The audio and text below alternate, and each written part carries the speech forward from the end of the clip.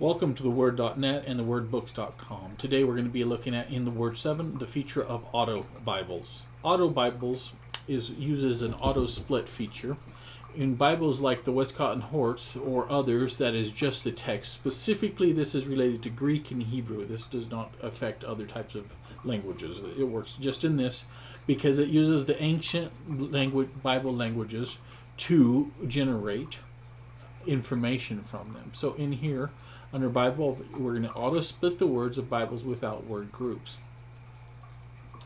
And you go in here and you'll hover over theon, for example, and you'll see now we have the word theon with a comma, and it goes down, and it goes in there, it strips away punctuation probably and things like that. We have Strong's. Now we get in here theos. We also have a Lemma dictionary set up, and you'll notice, let's go back in there. Go back to theon. You'll notice in the Lemma dictionary it has theos without accents, and down here it has it with accents. And they point to the same one. You can see the transliteration as well. Now there's not morphology because that would require extra information that we don't have at this current stage. And you can use this now to go through. So I'm going to go ahead and open up a column text Bible. I'm going to go in here and turn on a few things. I'll turn the gloss. We'll turn gloss off for now. But we will turn lemmas on, and we'll just go like that. And you'll note that it is not in this particular area, so you can still go over it and get into that. Let's go back in here into Bible View. So we have Strong's, and this is just a hover feature for the Bibles because it takes quite a bit to generate it internally. And so it is restricted to that. Now it is used in another area that we're going to get into later on.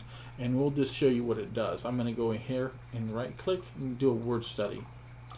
I'm going to show you what that does. So it pulls all that same information that you would find in the pop-up, and we're going to get into word studies later on. And it pulls it in here. Now one of the unique things about this is, let's go over ton. Let's go back to the Bible view. Is you might have the question, well, what if the Greek word could be in possible different lemmas? So let's take a look at this. I'm going to turn off Strong's for now. Going here to Strong's, and I do not want to see those. And let's see if we got them turned off. Okay, so we have, let's go to, there we go, ME. What if it was going to a different lemma? There's me with accents, and these are some of the other ones. It can even go to os. So we have these other lemmas, and those are not found. And these are other pairs of lemmas that are not found in relation to this. And you have the hos, so you have your relative pronoun, you have other variations that could potentially relate to this. And that's your job as the Bible studier or Bible expositor, to look at that information and work on pulling that out and study that yourself. So me, now in this context it is talking about was, and so it is the to be verb. It is not connected to the relative pronoun. And so you can safely ignore that. It uses just the strip down, so it would be just aim. And so it uses a strip down, and you get into that. If you were to go into arche, it would be simpler because there's only two forms like that. And note the strip down lemma, that's how you get some of the other forms. And going into D, so we have dia, and let's see, and there we go. Okay. So it gives you an idea of how the auto Bibles work. Now let's go over to Aleppo, and it's going to use similar information. This one doesn't actually require the split to be turned on because of some different ways that to Greek, the right to left and stuff. But we're going to just use it just like this. So we have the lemma of eretz, and so down in here, eretz with accents, eretz without accents, and you can get in here.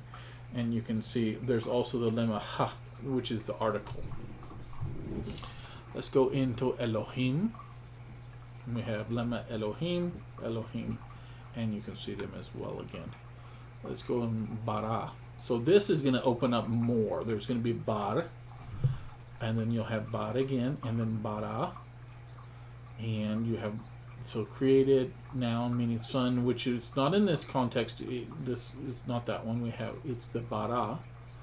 And so you'll have to navigate these and study them with the word splits. The nice thing about a Bible like the Byzantine or the WHM 422, they have done that work for you. They say, hey, it's this lemma, and they present that information. But the nice thing about an auto Bible is you might say, well, have they worked through and sorted out the correct lemma? And that's so it's your work. So it's up to you on what ways you can go. It does work with a few, like the modern Greek and things like that, but don't expect as much accuracy because you've now removed away one language and you've got into another language. You've gone kind of like Old English to modern English. So Koine Greek to modern Greek. So some things to think about as you study.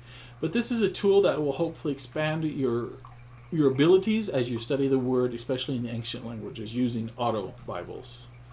Goodbye.